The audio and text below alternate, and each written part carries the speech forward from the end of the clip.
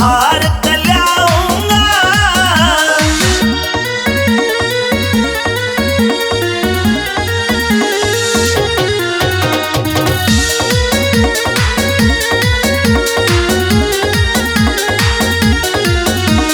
रोज रोज के ताना ते पिया मैं तो तंग होली।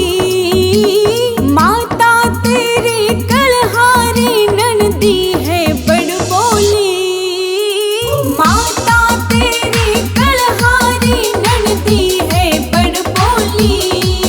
देवरिया हाय देवरिया हो देवरिया ऊत मलंग बलम तन छोड़ के जाऊंगी।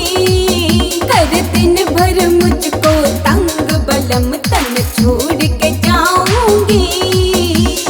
मत ना दोष लगा माता के वो तेरा ख्याल करे।